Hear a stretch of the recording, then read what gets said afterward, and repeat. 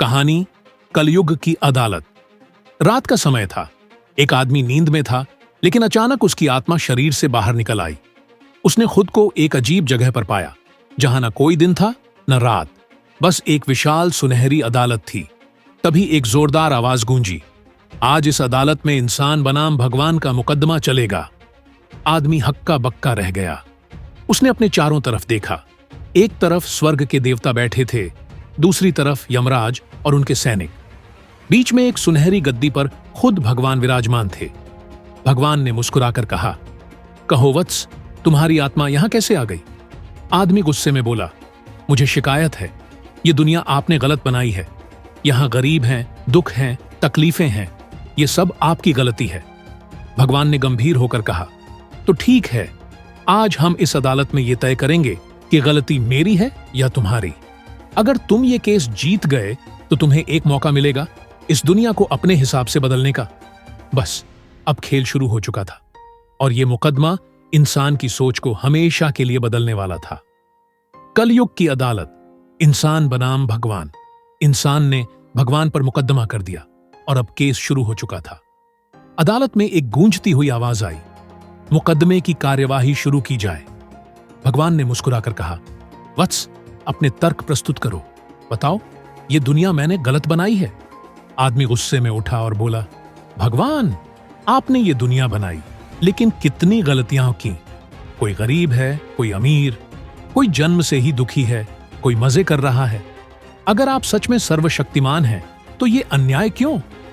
वो थोड़ा और जोश में आया, अगर आपने इंसानों को बनाया तो सबको एक जैसा क्यों नहीं बनाया? किसी को इतना धन दिया कि वह सोने की चम्मच से खाए और किसी को 2 वक्त की रोटी भी नसीब नहीं। अदालत में हलचल मच गई। यमराज ने गंभीरता से भगवान की ओर देखा। स्वर्गलोक के देवता कानाफूसी करने लगे। भगवान बस शांत बैठे थे, मुस्कुरा रहे थे। भगवान ने धीरे से कहा, वत्स, मान लिया कि कुछ लोग गरीब हैं, कुछ अमीर, पर क्या तुमने यह देखा कि कोई भी स्थायी रूप से गरीब या अमीर नहीं रहता? आदमी झुंझला गया, ये तो आप टालने वाली बात कर रहे हैं। जो गरीब पैदा होता है वह जिंदगी भर गरीब रहता है, उसे मौका ही कहां मिलता है। भगवान ने आंखें बंद की और अचानक हवा में हाथ घुमाया। अदालत का दृश्य बदल गया। अब वहां एक स्क्रीन चमक उठी, जिसमें एक कहानी दिखने लगी। एक छोटे से गांव में एक गरीब मोची रहता था। उसके पास सिर्फ एक टूटा फूटा घर और पुरानी सिलाई की मशीन थी। वह दिन भर मेहनत करता, लेकिन फिर भी उसका परिवार भूखा ही रहता। एक दिन राजा के जूते फट गए। राज्य में कोई भी जूते सही नहीं कर पाया। तब मोची को बुलाया गया। मोची ने जूते ठीक किए और राजा इतना खुश हुआ कि उसे दरबार का शाही मोची बना दिया। कुछ ही सालों में मोची का परिवार अमीर हो गया।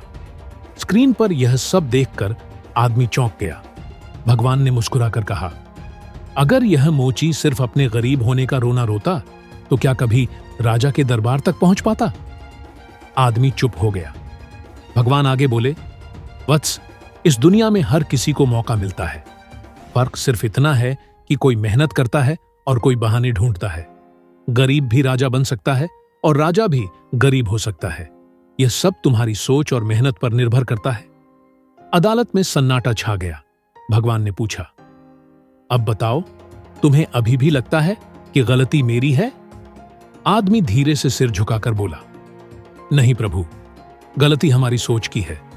आपने तो हमें मौके दिए, पर हम उन्हें पहचान नहीं पाए। भगवान ने मुस्कुराते हुए कहा, वत्स, अब तुम्हारे पास एक मौका है।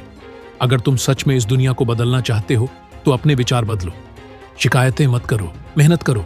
अगर तुमने खुद को बदल लिया तो दुनिया अपने आप बदल जाएगी। अचानक आदमी की आत्मा फिर से उसके शरीर में लौट आई।